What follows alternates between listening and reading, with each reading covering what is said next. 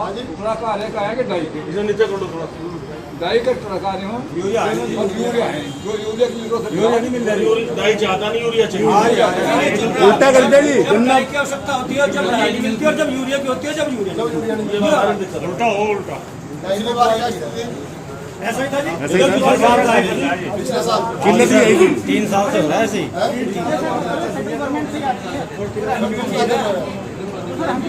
जो बात आज बताई आपने पहले पिछली बार सवाल बता दी ये तो करवा ही सकते थे हम कभी भी। तो कान पकड़ा बोला लो दफ्तर में। हाँ और क्या यहाँ डॉक्टर साहब एक वर्टा वाली बहुत बड़ी समस्या है। आपको इस तरह से सोच वाली है। तभी तो समाधान होगा। कंपनी एक ही है, एक ही कंपनी माल दे रही, 2 लड़का है ये। ये डाई की खाद की समस्या फर्टिलाइजर का जो दवाई बेच रहा है लड़का है उनका। अरे नहीं डाई पूरी भाई तो पूरी आ रही।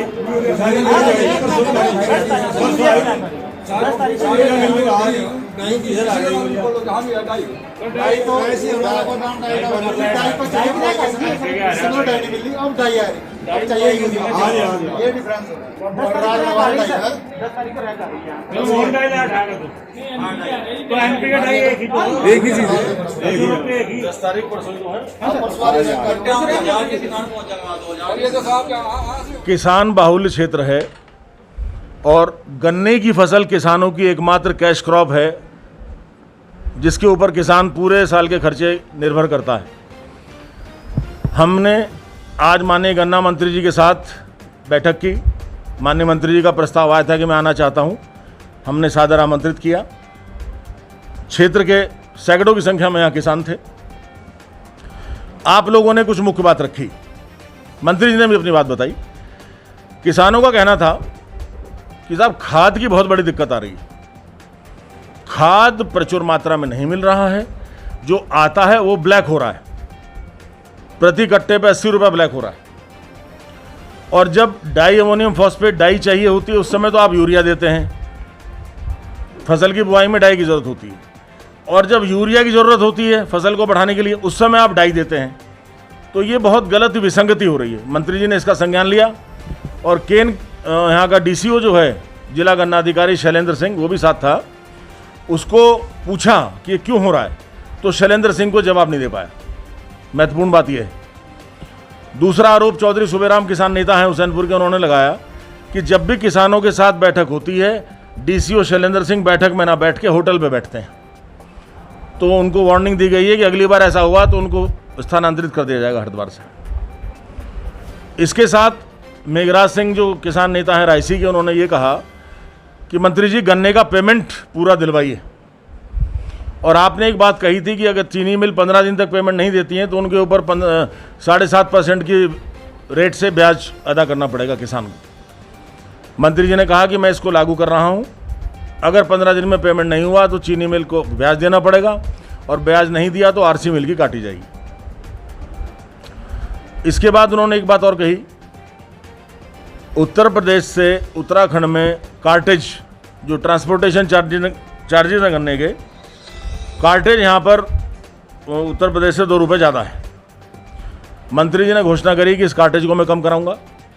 मैंने एक बात रखी कि मान्यवर, एक अरसे से गन्ने का रेट नहीं बढ़ा है और किसानों की प्रत्याशा भी है कि नई सरकार आई है, गन्ना मंत्री आया है। तो मंत्री जी ने कहा कि मैं माननीय विधायकगण से चारों जनपद की बैठक करके और मुख्यमंत्री जी से मैं इसका आवेदन लेकर के गन्ने का रेट में मैं बढ़ाऊंगा। तो ये कुछ प्रमुख बातें यहाँ पे हुई हैं। बाकी कार्यकर्ता थे, पार्टी संगठन को लेकर के बातें हुई हैं। और माननीय मंत्री जी ने कहा है कि जो आपने मुझे बातें कही हैं मैं कुछ समय बाद दोबारा आऊँगा, इनका अप्रेजल करूँगा। और किसानों के हित में सरकार खड़ी है, भारतीय जनता पार्टी की सरकार, और भारतीय जनता पार्टी का कार्यकर्ता होने के नाते मैं किसानों के लिए समर्पित हूँ। उसी पे आ रहा हूँ। तभी वहाँ पर लगभग 200 की संख्या में हमारे एनएचएम के जो आशाएं हैं, जो सिरिंज लगाते हैं, वैक्सीनेशन दे रहे हैं, जो स्वास्थ्य सेवाएं दे रहे हैं कोरोना काल में, उनकी कुछ शिकायतें थी, वो अपना प्रत्यावेदन लेके आए। मुख्यतः जो उसमें शिकायत थी कि जो अन्य विभाग हैं समकक्ष, उनसे आधा वेतन उनको दिया जा रहा है, 50% वेतन में कटौती की जा रही है। मैंने कहा ये विसंगति क्यों है? उनके पास उत्तर नहीं था। मैंने ये कहा, मैंने कहा देखिए, आप लोगों का गठन जहाँ से हुआ, जहाँ से आपको लिया गया है, डायरेक्टरेट ऑफ एनएचएम, जो सरकार का शासनादेश है उसको हम निकलवाएंगे, टर्म्स कंडीशन देखेंगे आपको क्यों रखा गया, और ये कटौती क्यों की जा रही है। अगर नहीं बनती है तो कटौती नहीं होगी, और रिट्रोस्पेक्टिव में जब से आप नौकरी पे लगें आपकी आधी तनख्वाह दोबारा से हम आपको दिलवाएंगे, ये हमने कहा है। फिर एक चीज़ और रही, परमानेंट करने की बात उन्होंने कही है कि साहब हमें संविदा पे रखा जा रहा है, कोविड काल के बाद हमें निकाल देंगे। मैंने कहा इसमें दो बातें हैं, एक तो जो पुराने चले आ रहे हैं पहले वो परमानेंट होंगे सीनियरिटी के हिसाब से, उसके बाद हम आपका देखेंगे। ये बातें उनके साथ हुई। आप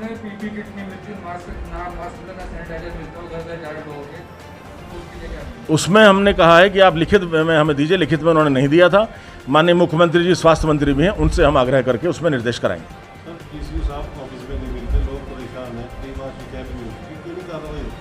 आज उनको वार्निंग दी गई है कि अब की जो बैठक है किसानों के मध्य अगर वो नहीं पाए गए, अगर वो होटल में बैठे पाए जाते हैं, तत्काल उनका स्थानांतरण कर दिया जाएगा, हरिद्वार से हटा दिया जाएगा।